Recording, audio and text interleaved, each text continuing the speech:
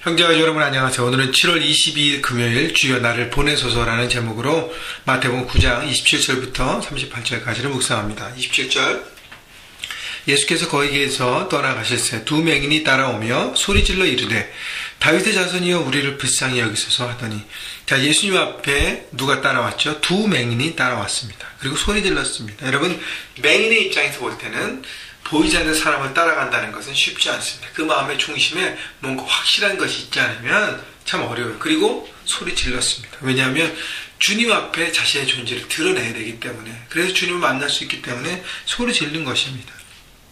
여러분, 예수님과의 만남에 이렇게 적극적으로 나와야 하는 것이죠. 자기의 자존심 다 지키면서 멋있는 척하면서 예수님을 만날 수 없어요. 예수님 앞에 있는 모습 그대로 고백하며 나가는 것입니다. 그때 우리가 낮아진 마음 가운데 주님의 은혜가 흘러내려오는 것입니다. 자, 소리 질렀는데요. 다윗의 자손이여라고 고백했습니다. 다윗의 자손이란 메시아인 것을, 하나님의 아들인 것을 고백한 것이죠. 메시아임을 고백한 것이, 구원자심을 고백하며 하나님 아들 예수 그리스도를 바라본 것입니다. 28절 예수께서 집에 들어가시면 맹인들이 그에게 나오거나 예수님이 앞에 그들이 섰습니다. 예수께서 이르시되 내가 능히 이 일을 할 줄을 믿느냐 대답하되 주여 그러하오이다 하니라고 대답했습니다.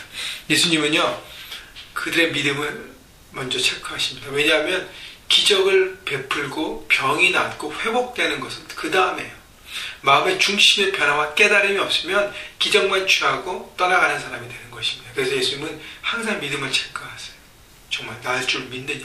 네 중심에 내가 고칠 것을 믿느냐? 나를 어떻게 바라보느냐? 예수님이 질문하는 것이죠. 그때 두 맹인이 뭐라고 대답했어요? 주여 그러하오이다 라 했어요. 주여라고 했습니다. 이미 그들의 마음 가운데는 예수님이 그들의 삶의 주인으로 모신 것이에요. 이 땅에 도래된 하나님 나라의 주인, 왕으로 생각하고 있는 것이죠.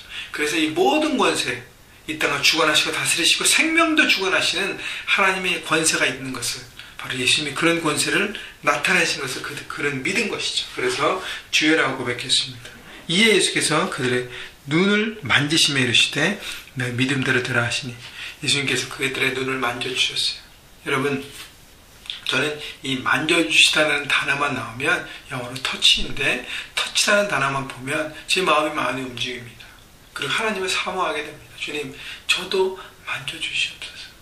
저도 회복시켜 주시옵소서. 답답한 영혼, 눌려있는 영혼, 어찌할 바를 모르는 어떤 그런 것 가운데 있는 내 영혼, 주님 만져주시면 뻥 뚫리게 되는 것이죠. 회복되게 되는 것입니다.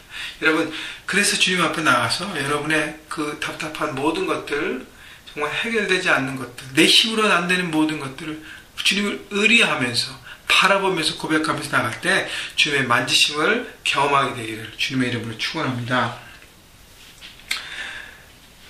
30절 그 눈들이 밝아지는지라 예수께서 염히 경고하시되 삼가 아무에게도 알리지 말라 하셨으나, 자, 그래서 맹인들의 눈이 밝아졌습니다.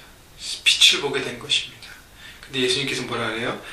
사람들에게 알리지 말라 하죠. 왜냐하면 예수님은요 복음을 나누고 천국 하나님 나라를 선포하고 그들의 구원을 선포해야 되는데, 너무 기적을 베풀 병 고침과 이런 이적에 대한 것이 주객이 전도될까봐 예수님은 걱정하신 것입니다. 근데요 보세요, 31절 그들이 나가서 예수의 소문을 그 온 땅에 퍼뜨리니라.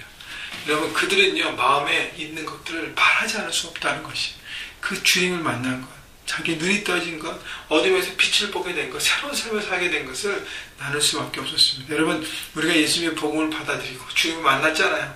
그렇죠? 그러면요 나눌 수밖에 없다는 것입니다. 여러분, 주변 사람들에게 나눌 수밖에 없는 여러분이 되시기를 다시 한번 주님의 이름으로 축원합니다.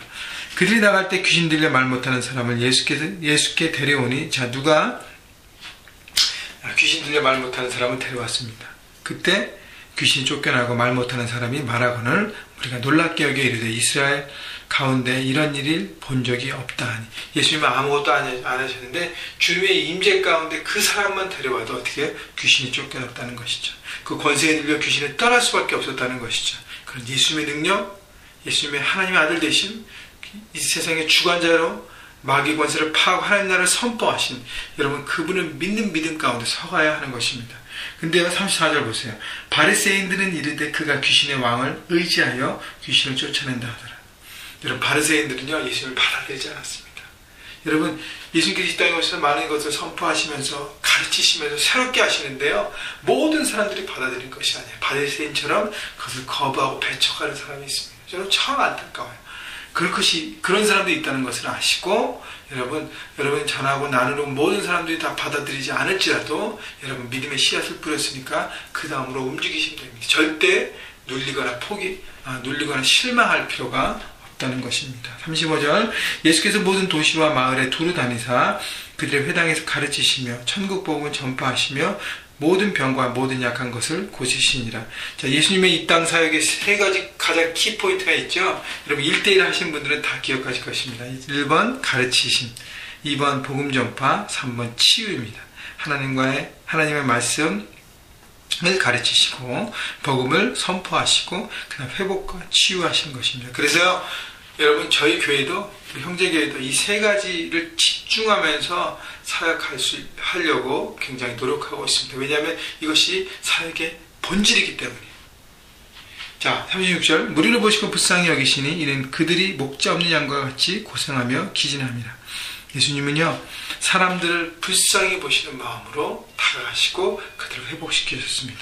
여러분, 중요한 것은요, 불쌍히 보는 마음, 영혼을 향해서 불쌍히 보는 마음, 그 마음을 여러분 가지셔야 하는 것입니다. 여러분, 사람들과 직장에서, 캠퍼스에서, 또 주변 이웃들과 살아가면서 영혼에 대한 불쌍한 마음을 가지세요. 그들이 얼마나 힘들게 하고 막 세상의 방법으로 막 그렇게 할지라도 그들의 바탕을 보면 불쌍한 것입니다.